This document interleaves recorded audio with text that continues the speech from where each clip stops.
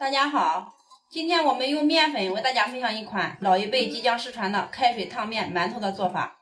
不用发面蒸出来的馒头，个个像水光肌一样雪白鲜软，好吃劲道，回味甘甜，让你吃一次就忘不了。做法简单，这个方法即将失传，这么好吃的馒头，我们一定要把它承传下去哦。用这种方法蒸出来的馒头比外面买的都好吃10倍，吃了特别的好消化，一起来看看吧。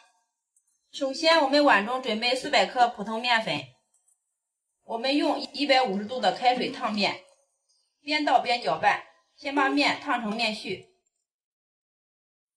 我们一定要用150度的开水烫面，这样蒸出来的馒头吃起来口感更松软。最后把它搅成这样的面絮，放在这里晾凉。等不烫熟的时候，我们把它和成面团。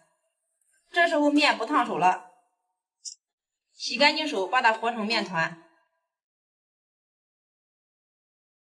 最后和成这样的面团就可以先放一旁备用。接下来我们准备30度的温水，大约50克，往里面倒入5克酵母，1勺的白糖，促进酵母发酵。再放入1个常温鸡蛋清，放入鸡蛋清蒸出来的馒头暄软劲道，搅拌均匀，使酵母和白糖融化。我们蒸馒头的时候，一定不要直接放入酵母粉，蒸出来的馒头不光滑。接下来碗中再准备100克普通面粉，倒入化开的酵母水，搅成面絮。搅成面絮之后，下手把它和成光滑的面团。按照这个比例和出来的面刚好。最后把它和成这样的面团。接下来把这2种面混合到一起，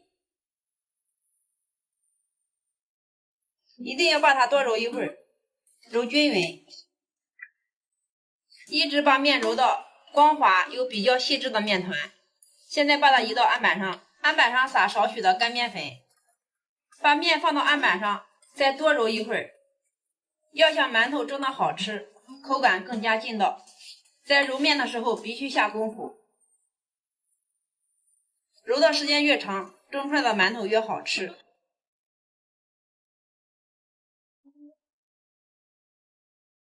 反复的把面团揉成10分钟左右，一直把面皮揉光。我们不用醒面，直接把它搓成长条。搓成长条之后，往上面撒一层干面粉，用手把它揪成大小均匀的面剂子。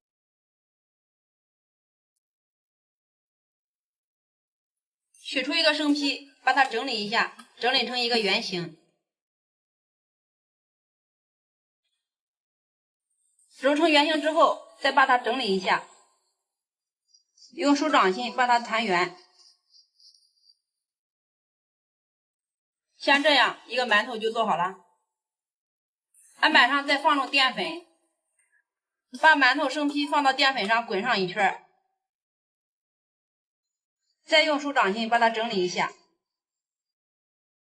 馒头上面放了一层淀粉，这样蒸出来的馒头表皮光滑细腻。像这样就可以。馒头生坯全部做好，均匀的把它放到笼屉中。放的时候一定要像这样，中间给它留够足够的空间，以免在醒发的时候粘到一块儿。然后盖上盖子，放在这里醒发至1.5倍大。现在的天气比较热，30度左右，醒发10分钟就可以。要是天气冷的话，可以多醒发一会儿，醒发至原来的1.5倍大就可以了。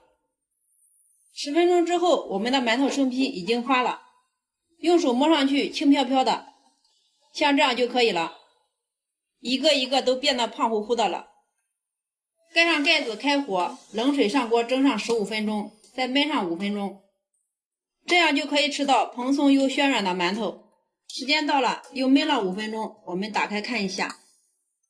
打开的时候不要一下打开，要闪一点缝隙，漏一下热气，这样蒸出来的馒头不回缩。跑一下热气之后，再快速把锅盖打开，哇，一股馒头香甜的味道扑面而来。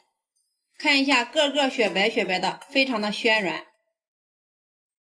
我们现在把它取出来，放在镂筐中，拿一个给大家看一下，个个都是白胖胖的，雪白暄软。用手撕着吃，一层一层的。掰开看一下里面，哇，组织非常的丰富，一股馒头香甜的味道。馒头这样做暄软劲道，回味甘甜，比买的馒头还要好吃。